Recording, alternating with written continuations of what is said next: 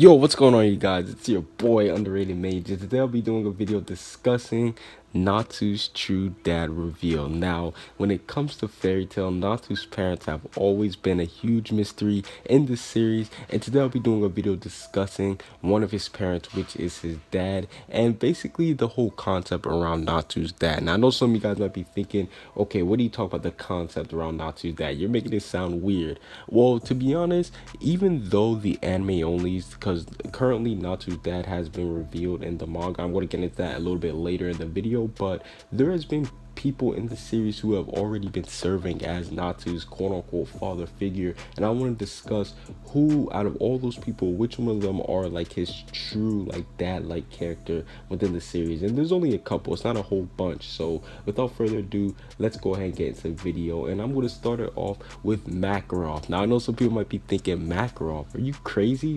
What?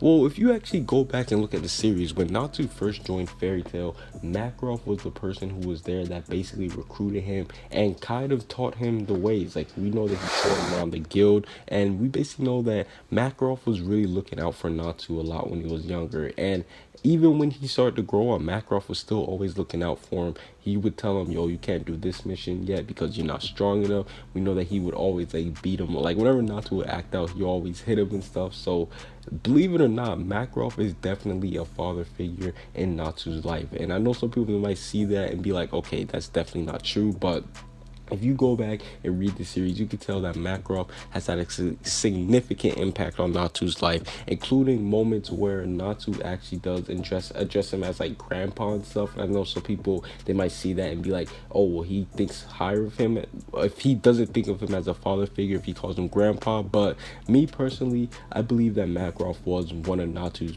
biggest, definitely one of his biggest, like, I guess you could say father figures in his life, because he's the one that really paved the way for him when he was a lot younger.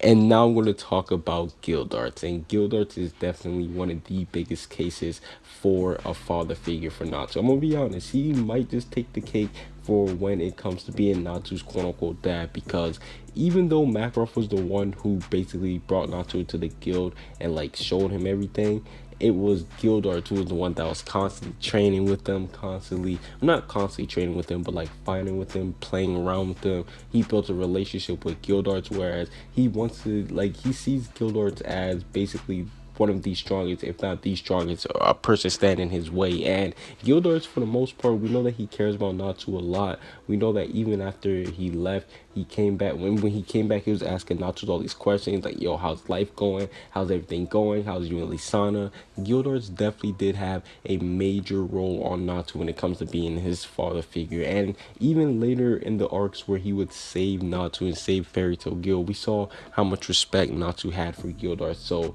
yeah, Gildarts, he's definitely one of the people who played a huge role. Now, obviously, whenever Gildarts leaves, Gildarts, he's not really around the guild too much, so we don't really get to see it because he's always traveling, he's always going to another mission, or we don't really know what Gildarts was doing, but I'm assuming that he's always like getting stronger, going training somewhere else. So that's why he was really around for Natsu, like when, or I'm talking about like later on, like when in the current story of Fairy Tail. But we know that when they was kids, Gildarts was basically there to watch over Natsu, and he's basically one of Natsu's biggest mentors, and he definitely has a huge impact on Natsu's life.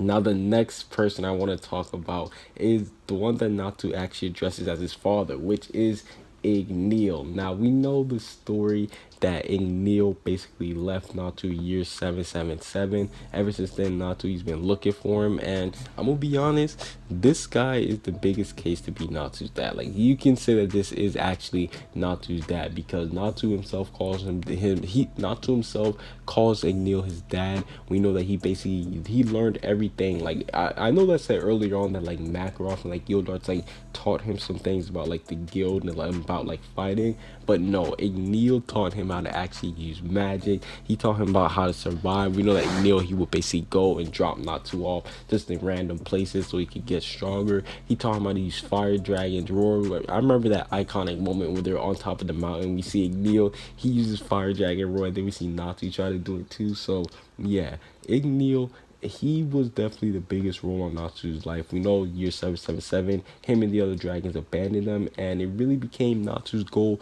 to go and find Igneel because he missed him, and there was a lot of questions that he had to ask him. So yeah, Natsu and Igneel, they basically do have one of the biggest father son roles in the series. So I gotta say that this one, I'm not gonna lie, you can say, if you want to, you can say that Igneel is Natsu's dad, and you could actually get away with it because of the way how he treated him, the way how he looked over him and everything. It was kind of messed up how he left, but we know that, well, we found out later on that he didn't necessarily really leave him. He just went inside of him to protect him. So Igneel, yeah, he's definitely the candidate for Natsu's dad. And then this part might be a little bit of, actually, I'm not gonna say a little bit. This part is kind of a spoiler for the anime only. So if you guys want, you can mute the video because I'm gonna start talking about some spoilers. And it's not even really like huge spoilers. It's just the fact of Natsu's dad actually being revealed. So it's kind of like a spoiler, but it's not like nothing major. But currently in the manga, we have been revealed to Natsu's dad, and basically that's it. Like, we just got revealed to him. There was nothing really like big that we got to see from. For what we saw, all we got to see was just like a picture of like him and Natsu and Zeref and his mother all together. And if anything, it was just like a reveal of the image. You know, it wasn't anything like too big. But one thing that I do guys say is, who is Natsu's dad? Because me personally, I believe that Natsu, the Dragneel clan has to be something. Like, I don't think it's just a ordinary clan. I think it's something special. So hopefully we do get more information on his dad.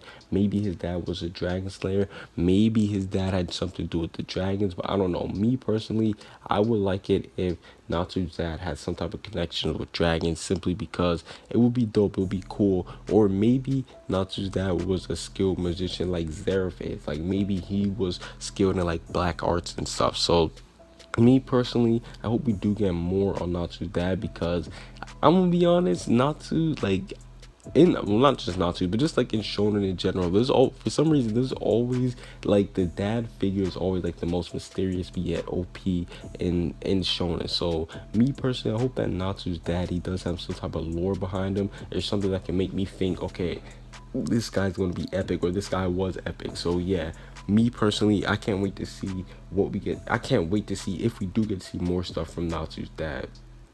But I know after I've already named off the 3 candidates, and I don't really count Natsu's like real dad as being like his like father figure, because obviously he was only there for a little bit part of his life, because we know that the whole story about how Natsu got sent into the future and everything. So yeah, basically his real dad was only there for, what I want to say, like, well, we don't really know how old Natsu was, but he was kind of a baby at that point. So he was really young, and I don't really count that as being like, you know, I don't really count him as being his dad. I know it's kind of messed up to say because like that's his actual dad, but yeah, me personally, I just see him more of as the person who gave birth to him, and not, you know, I don't really see him as like a huge father figure. So out of the 3 candidates between Igneel, Makarov, and Gildarts, I gotta say that Igneel is definitely the father figure for Natsu. It comes close with Gildarts, especially Gildarts. Me personally, I think Gildarts and Igneel, it's a huge toss-up, but the reason why I gotta pick Igneel is because,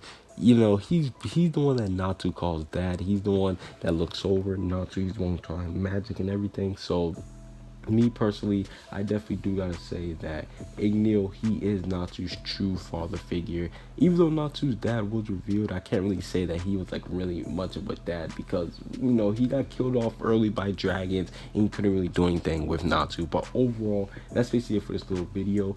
Who do you guys think is Natsu's true dad? What do you guys think about the whole concept of Natsu's dad? Comment what you guys see down below. Subscribe if you haven't. Peace out.